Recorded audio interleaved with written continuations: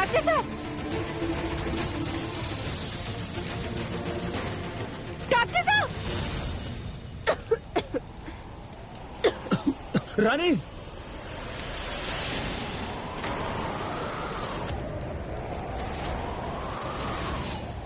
रानी, रानी,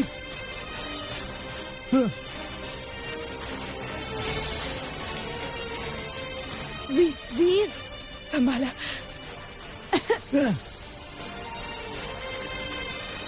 रानी आराम से, आराम से, आराम से चला। ब्रो आराम से, ठीक से।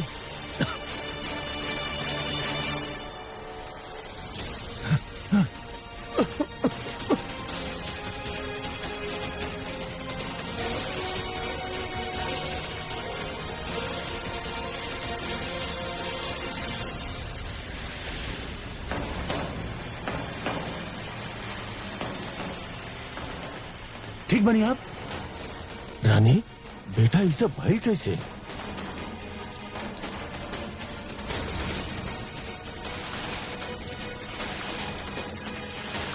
बताइए रानी, कहाँ भाई? हम तो बस लाइटर लगेली रानी और फिर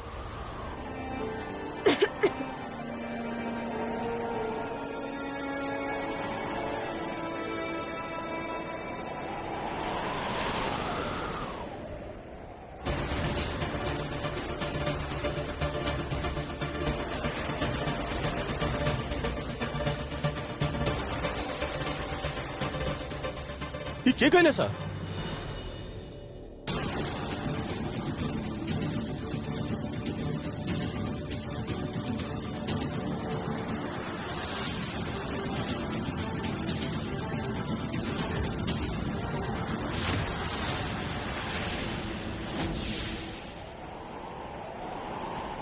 ये तो ऐसा लग रहा बा कि वो जानबूझ के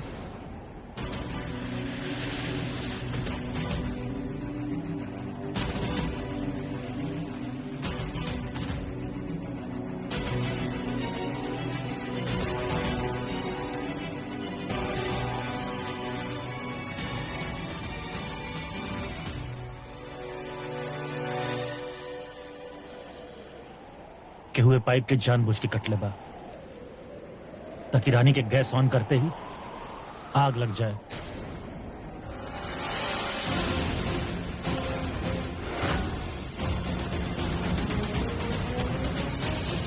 और हम जानत बानी के कई लेबा।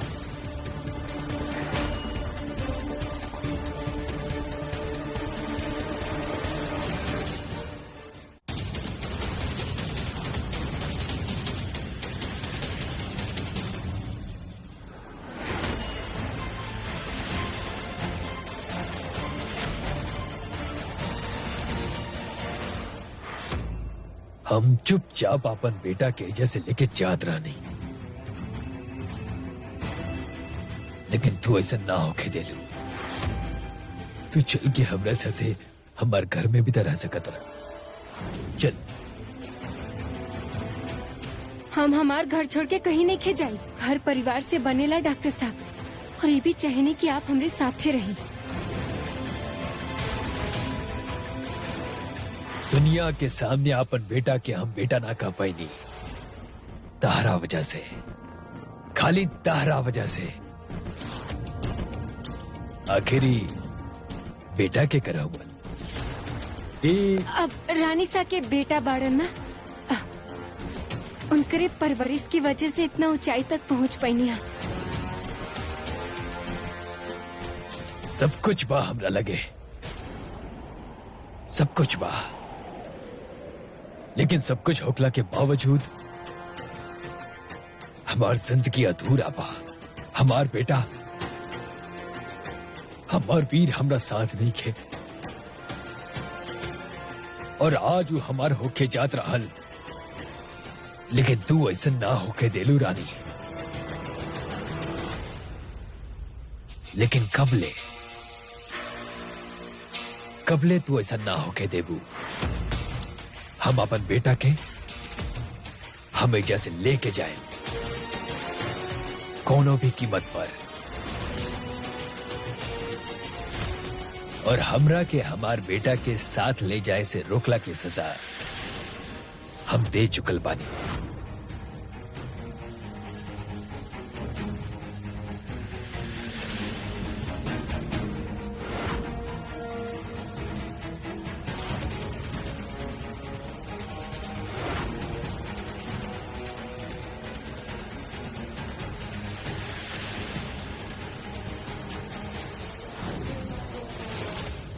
और अब की बार हम जौन चाल चलने बानी उसे हुई हमार एक तीर से 2 शिकार।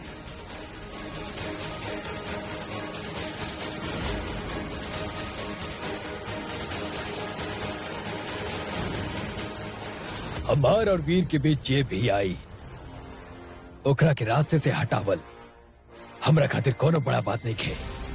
राजेश्वरी के ही लेला, रानी दा मर पे करी।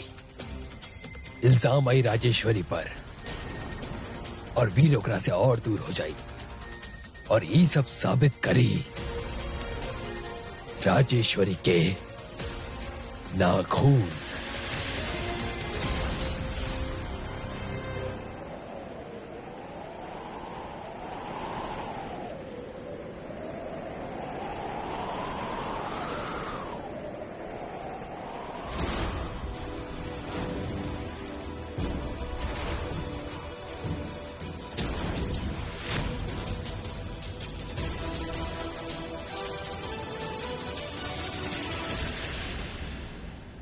का भइल?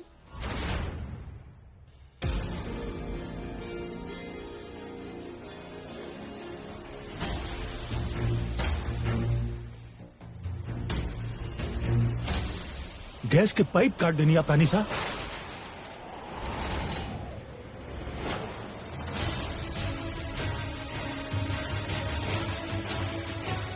रानी के जान से मारे की कोशिश करनी आप।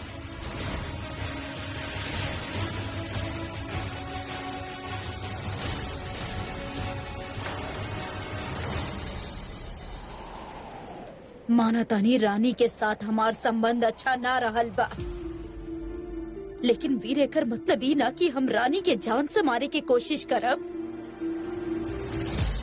तू ऐसा सोच भी कैसे सकेला हमरा बारे में? संबंध अच्छा नहीं है, बहुत हल्का में अब बात ना निकाल देनी रानी साहब। आप हम यहाँ खड़ा सब लोग ये बात जानत बाड़े कि आप रानी से कितना नफरत करेंगी और वही नफरत के आग में आप आज उनके जान से मारे की कोशिश करेंगी।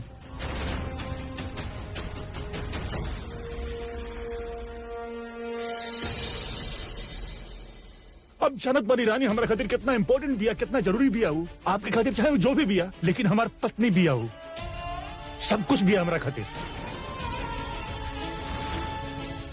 एक घर के बहू बिया हो, लेकिन आप उनके जान से मारे की कोशिश करनी।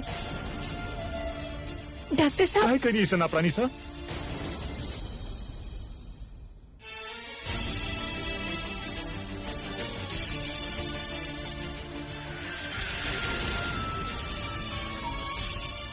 जवाब दी राजेश्वरी, जवाब दी।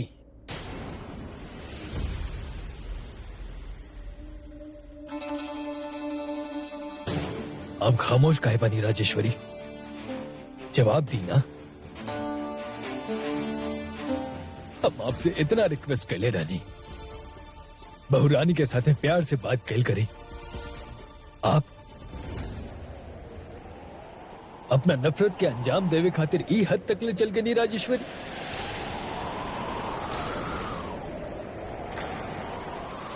अरे बच्चन सन से इतने तकलीफ रहता साफ साफ कह देले रहती। हम वादा करता नहीं कि अपन बेटा और अपन बहू के लेके एजा से बहुत दूर चल जाए।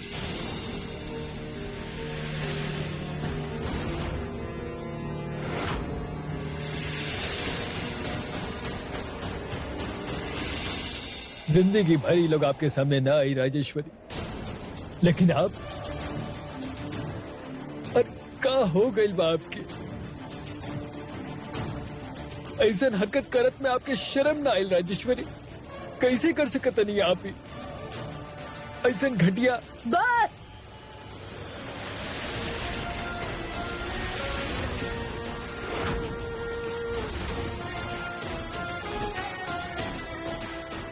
कि सहन कर रहल बानी, लेकिन ई बात अच्छा से समझ ली कि आपके बकवास के ना साहब हम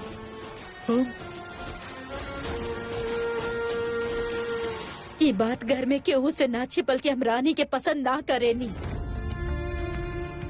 लेकिन ये इल्जाम सरासर गलत बा कि हम रानी के मारे की कोशिश के ले बानी या हम ओकरा मार सके नी वीर।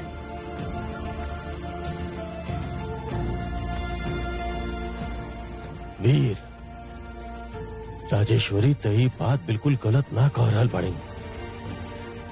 इतना साल में अपन माँ के इतना तो तू समझ ही गई होगा ना।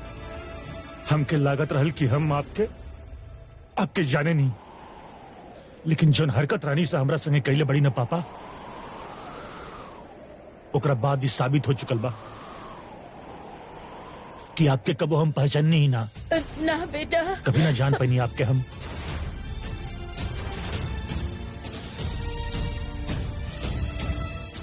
हमारे इल्जाम बेबुनियाद नहीं थे पापा, सबूत बा हमरा लगे।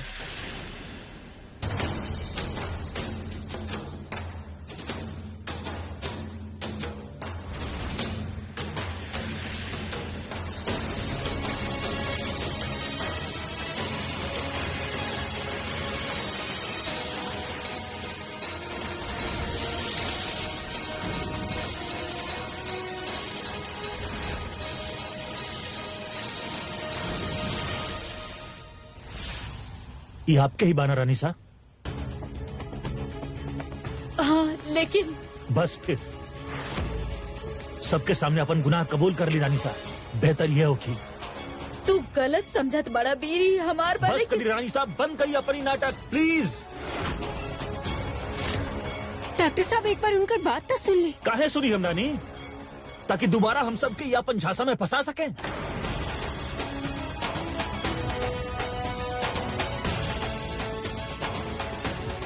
अपन झूठा फिकर, झूठा प्यार जता सके, बेवकूफ बना सके हम सबके। जब से आप घर में आइल बनी तब से कितना बुरा बर्ताव कहले बड़ी आपके संगे, कितना बुरा भला कहले बड़ी आपके।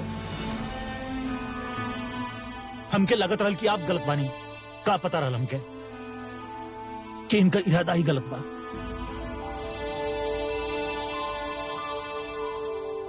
सिलेंडर के पाइप काट दे रही रानी। ना वीर, हमारा लाइसेंस कैंसिल करा दे रानी। आप रानी सा सारा जिंदगी हमके आप अनाथ के जैसे रखनी है घर में रानी सा।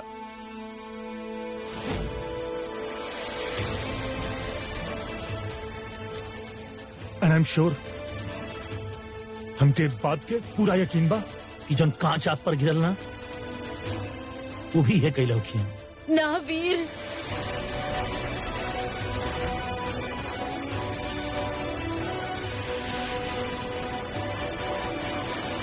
डॉक्टर साहब आप गुस्से में कुछ भी बोलब का?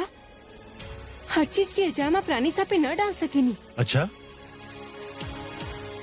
तो इना खून जन हमके किचन में पड़ल मिलल, ओकर बारे में का विचार बा तोहार? ये सबूत नहीं कहते का बारानी?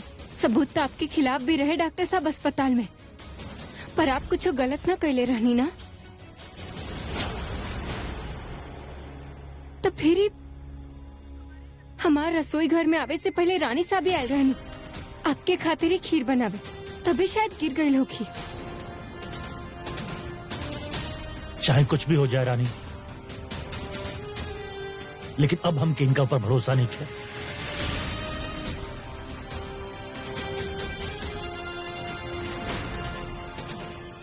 और एक बात का ध्यान रखा रानी सा, रानी पर एक खरोच भी हमके बर्दाश्त नहीं है। ये बात के भूलब मत।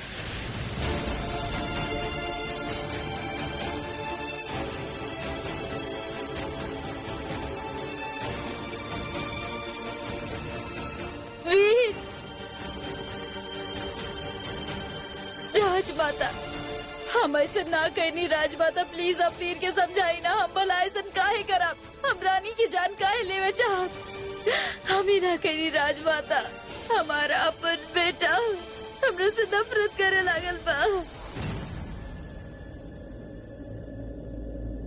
भाऊजी जी बहू रानी। अब एक ठो बार डॉक्टर साहब से बात करब का, शायद तभी बात संभाल पाई। जी जी जी बेटा, आप बिल्कुल सही कहा तनी। जी समझाओ तनी ओकरा के।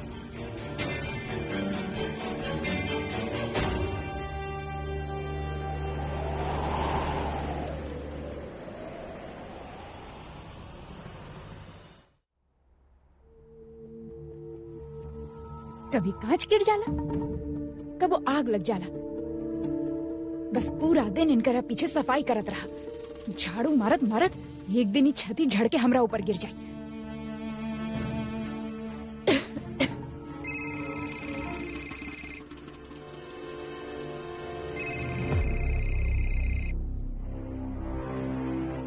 बोली, कहा चला था चंपा डार्लिंग? सफाई चल रहल बा, आ जाइए आप भी, मिल के साफ करब। कहा भैल तो इतना गुस्सा में काहे बाड़ू? अब तक ले तो तार काम खत्म हो जाला ना। ओ का बना हुकुम, नौकर ना 9 से 5 के गुलाम ना हो खेले। बस उनके तो 24 घंटा अपन मालिक की सेवा करे के पड़ेला। पता ना ई घर के कांडी खत्म ना हो खेला। ई घर में चल का रहल बा, समझ ही ना आ रहल बा। जैसे जय, एजा आइए 1 मिनट प्लीज।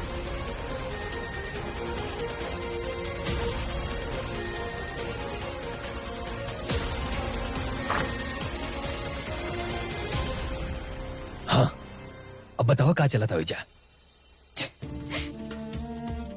आप फिर से छुप के कमोड में बैठल बानी, नंदिनी दीदी से बचे खातिर।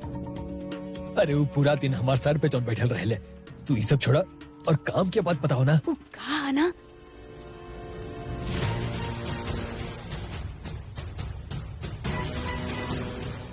हेलो, अब इकरा क्या हो गई?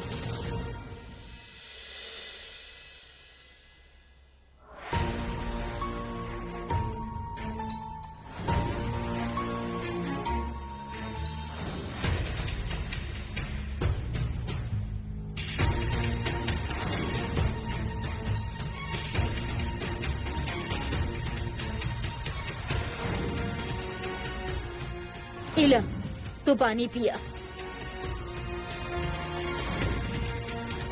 पराया पराया ही हो खेला, कबो आपन ना हो सकेला।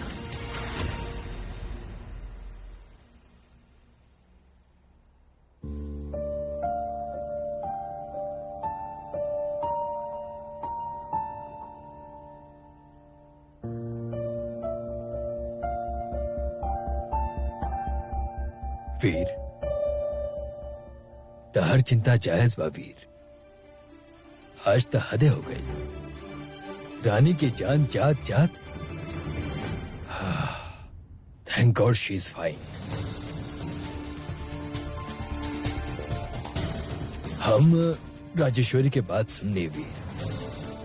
अगर वो कहा तरी कि तू नहीं कैलाश, शायद वो सही कहा तरी। लेकिन फिर क्या कर सकता? दिग्विजय तक करिए नहीं कह सकत, विक्रम कैले ना हुई, और मासा के तो सवाल पैदा नहीं खेवत बेटा। फिर ऐसे क्या कर सकता?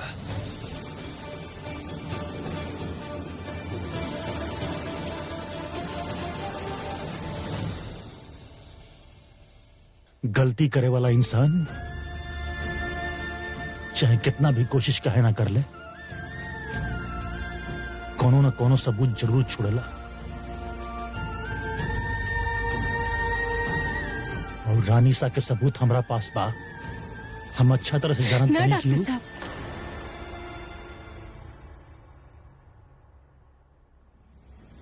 आज तक जे कुछ भी भइल है सिर्फ वही के आधार पे रानी साहब पे इल्जाम न डाल सके नी ना।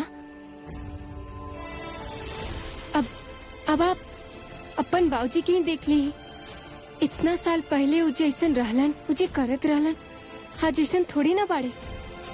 बदल चुकल बाड़न ना उ, तो रानी सा काहे ना बदल सकेनी। हम बस इतना जानत बानी रानी कि अगर आपके कोनो तरह की चोट लागत डॉक्टर बा तो हम हम बिल्कुल ठीक बानी, आप परेशान मत होखी। जब तक आप और माता रानी हमरे साथे बानी हमके कुछ न हो सकेला।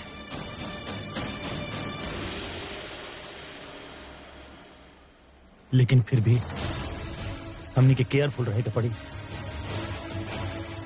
और हम जानत बानी कैसे होखी। हम घर के कोना कोना में कैमरा लगवाई रानी, ताकि आज के बाद आप पर दोबारा हमला ना होके और ना ही आपके केहू चोट पहुंचा सके।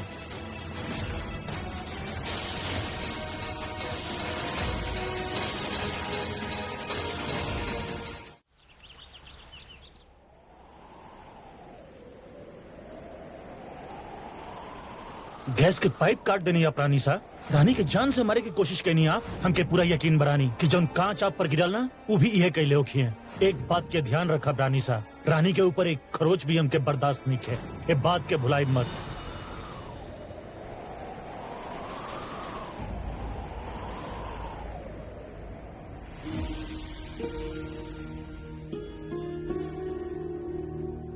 हमरा ऐसे रोते देख के अब भी खुश हो रहा हो कब ना।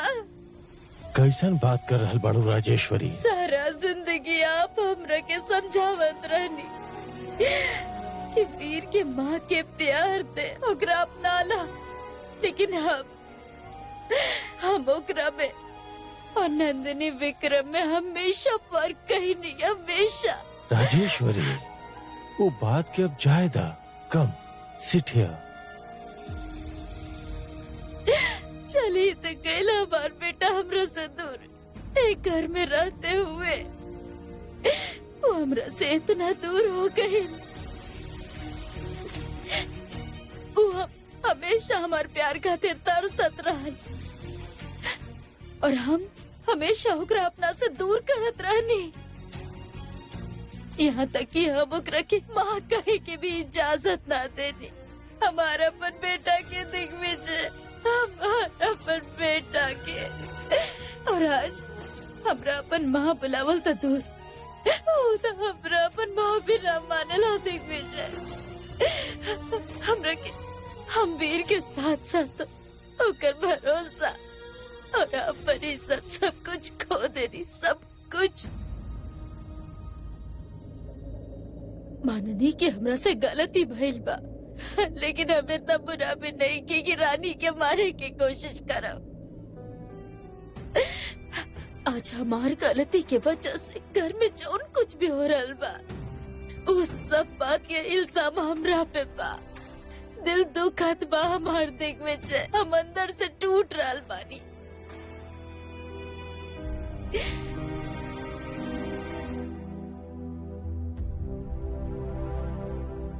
बचपन से लेके आज ले हमारे बेटा के खाली दर्द दिले बाड़ू तू राजेश्वरी, बहुत दर्द दिले बाड़ू तू ओकरा के। अभी दर्द तारा सहे के हुई।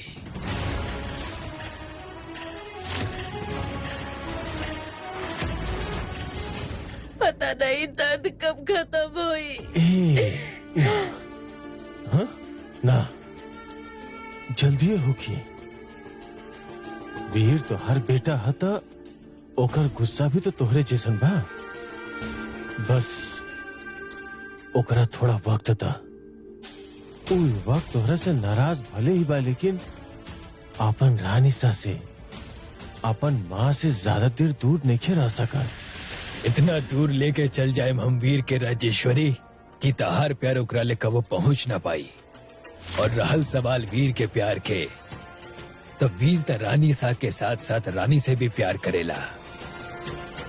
और जब रानी के तकलीफ हुई त रानी सा खातिर होकर प्यार अपने आप ही खत्म हो जाई।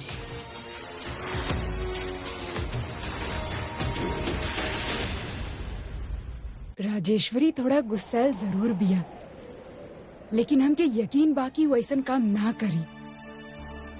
वो सब तो ठीक बता दी सा, लेकिन केहू तो बाई घर में जे सब कर रहल बा। अगर मोम ना तो फिर के पता लगावे के पड़ी।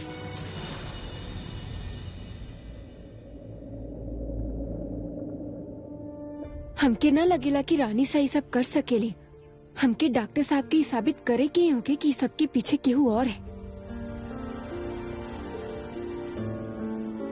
गलती करे वाला इंसान चाहे कितना भी कोशिश काहे ना कर ले, कोनो न कोनो सबूत जरूर छोड़ेला। ये बात तो सही है। माता रानी के अलावा परफेक्ट और केहू नहीं के। वो जरूर कोई न कोई सबूत तो छोड़ ले ही होके। ढूंढा तानी अच्छा से।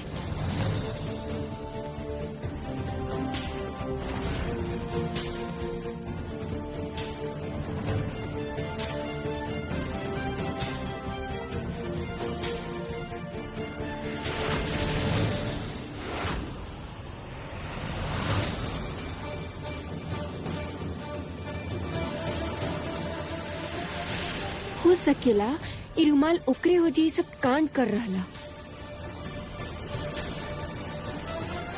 ई रुमाल ऐजा कैसे? हाँ, शायद एकर मदद से हम डॉक्टर साहब के शक दूर कर सकेनी। परंतु करब कैसे? हाँ, हम केस स्टडी कर ले। आप एक काम करिए, सारा फाइल्स हमारे घर भेजवा दिए। एंड सुनिए, वो फिंगरप्रिंट्स और जो रिपोर्ट बा वो हमारा याद से चाहिए। वो हमारा मेन सबूत बा।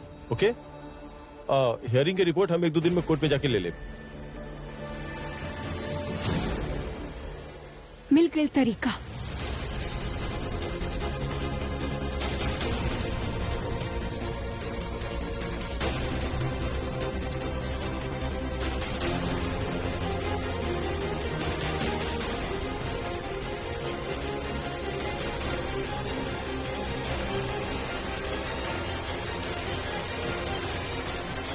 अब शक की उंगली के निशान मिला के पता लगा सकेनी कि असली गुनाहगार किया।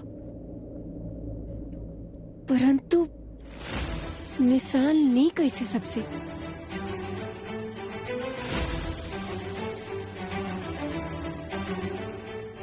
एक तरीका है सबकी उंगली के निशान लेवे के।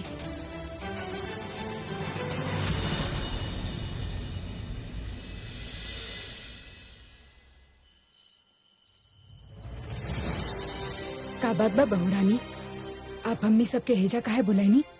वीर से कुछ बात बहिल तोहार, वो कुछ कहलस हमार बारे में। अब दोनों के बीच में जल्दी सब कुछ ठीक हो जाए रानी सा। बस थोड़ा टाइम इंतजार करे क्या। वैसे आज डॉक्टर साहब के जन्मदिन पर सब कुछ गड़बड़ हो गई ना। आप लोग समेत वो भी उदास बैठल बड़न। तब ऐसे हम सोचत रहनी कि कहीं ना कुछ ऐसा कइल जाए जैसे आप सबके भी मन हल्का हो जाए और उनका चेहरा पे भी मुस्कान आ जाए। जैसे जैसे कुछ स्पेशल। विकास काका आई जरा, लाई दी हमके। तब बचपन में हमके चित्र बनावे के बहुते शौक रहे, परंतु आवे तक कुछ न रहे। अब तो हम का करत रहनी, जब छुट्टी के बाद बाबूजी गांव से शहर जात रहनी ना, तब अपन हाथ के रंग बिरंगी छपाई करके उनके दे देवत रहनी, ताकि जब भी उनके हमार याद आए हमारी हाथ के साथ हमेशा उनके साथे बनल रहे। हम डॉक्टर साहब खातिर भी ये करे चाहता नहीं। अगर परिवार के हर सदस्य अपन हाथ ही पे छाप दे तो शायद एके देख के वो अकेला न महसूस करिए। का कहले आप सब? अरे गुड आइडिया भाभी सा। है ना? बढ़िया। चलिए फिर अब आप ही शुरू कर दी पहले। हाँ, हम करता नहीं।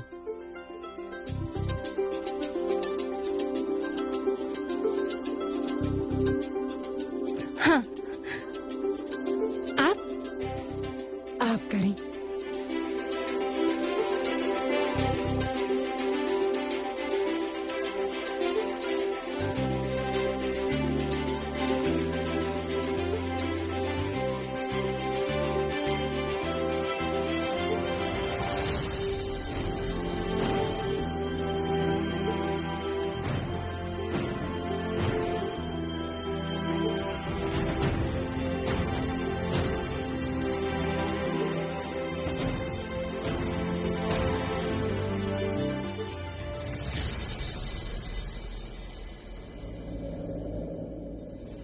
अब बस डॉक्टर साहब के बाबूजी रह गए ना, हम उनकर छाप लेके आवतानी, ठीक है? वीर और हमार बीच में आज तक जितना भी गलत फहमी भइल बा ओकर एगो बहुत बड़ा कारण ई लड़की भी बाड़ी। ई न रहती तो शायद बात इतना ना बिगड़त। कहाँ रह गई चंपा? अच्छा खासा खबर दे देत बीच में ही गायब हो गई। जय,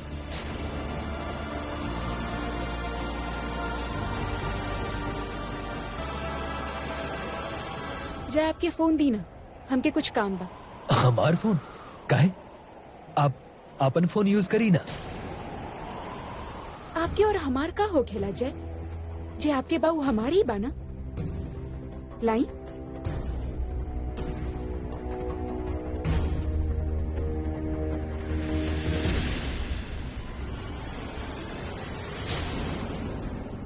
आप इतना घबरा काहे रहल बड़े? सब ठीक बा ना? हाँ,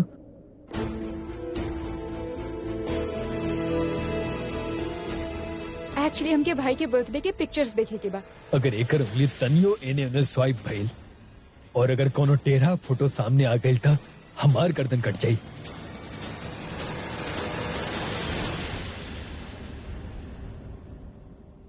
जय, कौन तरह के पिक्चर ले ले बानी आप हमार?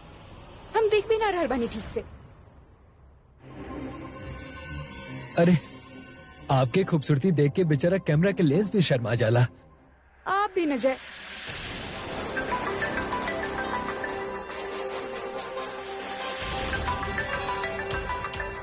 चंपा के फू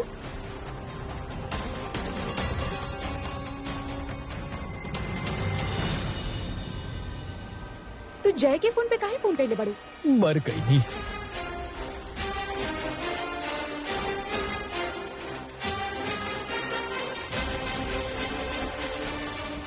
आई कांट बिलीव दिस जय। हमके आपसे ही उम्मीद ना रहे। देखा नंदिनी, आप जैसन सोचा इतना इररिस्पॉन्सिबल कैसे हो सकेला जय? अपना लाइसेंस भूल है हो जा। चंपा साफ सफाई करत रहली तो ओकरा मिल गइल, वरना का होखा था? गलती से शायद। आप जब जाइए तो ले आइए वहां से। जी बच गई नहीं। लेकिन चंपा बतावे वाला का रहली? कहीं घर में फिर कोनो बड़ा तमाशा तो ना हो गई?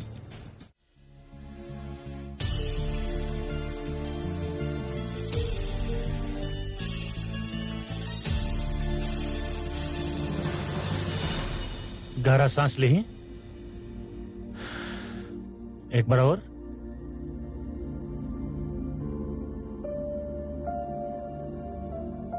क्या बात बा वीर, आज बहुत खुश लगा तेरा। एक्चुअली आपके हार्ट रेट और बीपी दोनों नॉर्मल बा। रिकवरी बहुत अच्छा से हो रहा बा डैड।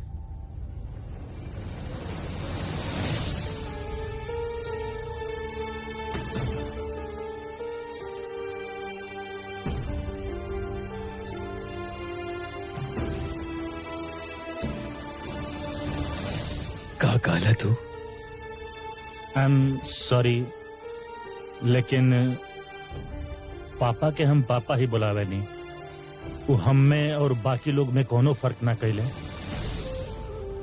तो हम सोचनी कि हम आपके डैड बुलाएं।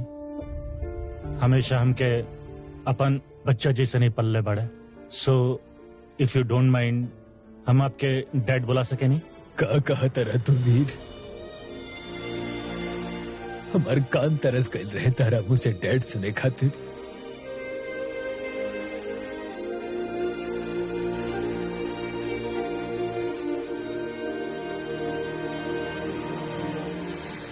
तहार हर रिश्ता हमरा से शुरू हुई वीर, और हमरे पे खत्म हुई। और हम जोन कैले बानी ओसे तू हमरा एक कदम और करीब आ गइल बड़ा। अब बस बहुत जल्द हम एजा से तारा के अपन साथ ले जाए।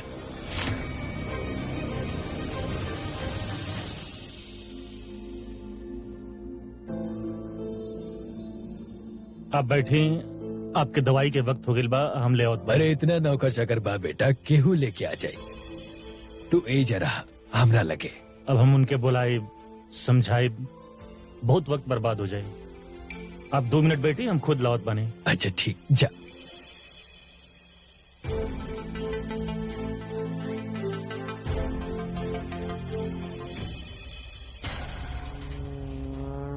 विकास काका आई।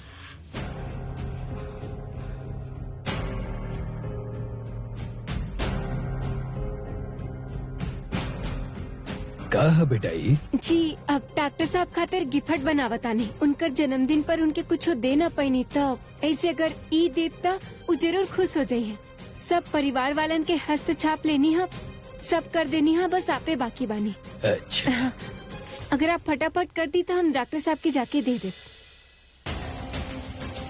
हाँ हाँ काहे ना। इमे अपन हाथ डाल के ऐसे छाप दी। ठीक बा। जी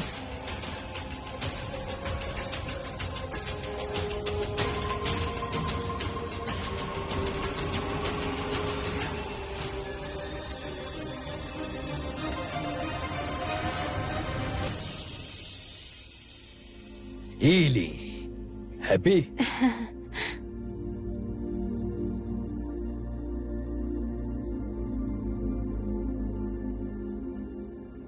सबकी उंगली के निशान मिल गए।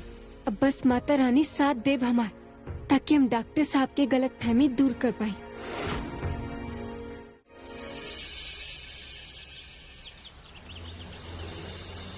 ये उंगली के छाप वाला कपड़ा और ये रुमाल सबसे पहले टेस्ट करावे ले जाता नहीं।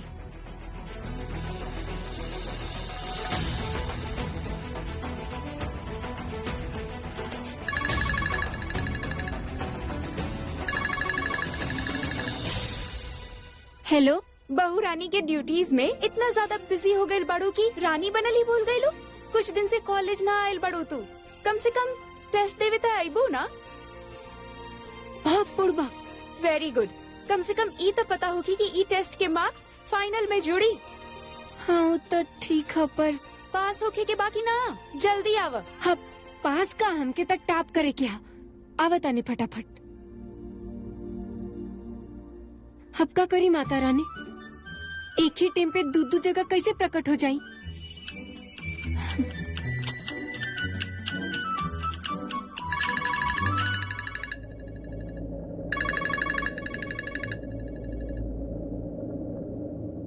हेलो रानी जी आप हैंड प्रिंट टेस्ट खातिर आवत नहीं ना? हाँ जी आवे के तो हाँ, परंतु हम शाम के आ सके नी का? जी रानी जी आप बिल्कुल टेंशन मत ली। आप विक्रम सर के फोन आयल रहे, आपके जब भी टाइम मिले आप आ जाएं। और आप वो फिंगरप्रिंट्स ले रानी ना? जी जी वो ले लेनी है, और जैसे मिलावे के है ना वो रुमाल भी रख लेनी है। तो फिर शाम के आवतानी, ठीक जी है? बिल्कुल ठीक बा। फटाफट कॉलेज खातिर निकला तरी, वरना मास्टर जी हमके बैठे ही ना दिए।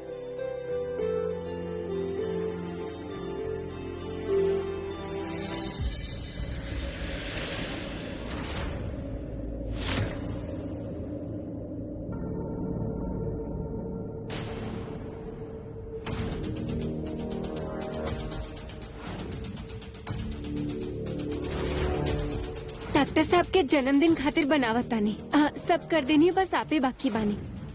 रानी के हमरा के रोके के होई, वरना वीर के हम हमेशा हमेशा खातिर खो देम। ऐसा हम कबो ना होके देम, कबो ना होके देम।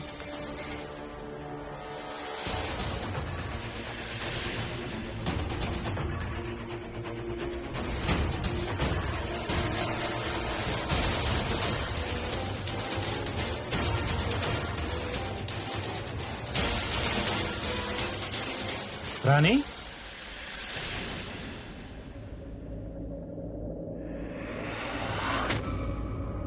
आप एंटीबायोटिक स्टार्ट करी, हम थोड़ा देर में हॉस्पिटल आवत बानी। ओके कहाँ जा रहल बानी आप? आज टेस्ट है हमार, कॉलेज जाता नहीं। अच्छा हम भी हॉस्पिटल खातिर निकल रहल बानी। लाइसेंस कैंसिल होके के बाद से आज पहला दिन बार आ रही। एनीवेज चलिए हम आपके छोड़ देत बानी। ठीक है।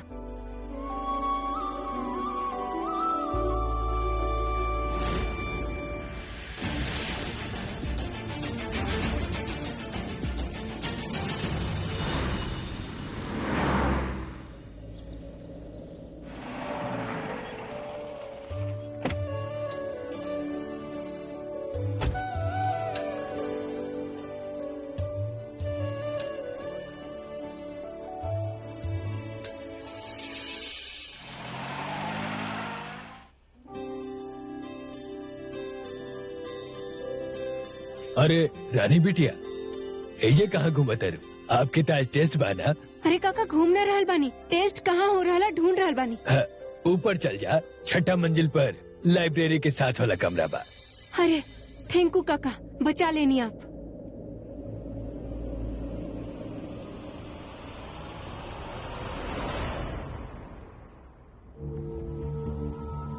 ईरानी भी ना जल्दीबाजी के चक्कर में अपन टेस्ट के सबसे जरूरी चीज भूल गए।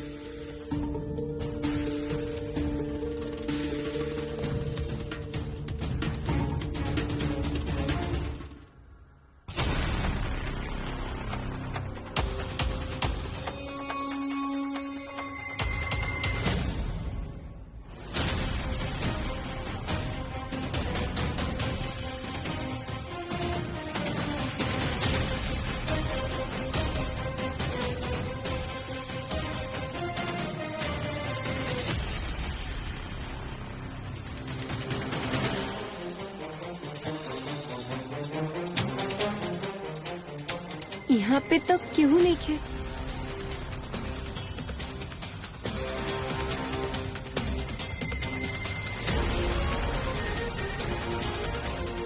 ये तो पूरा खाली है। काका हम क्या इजा काहे भेजनी?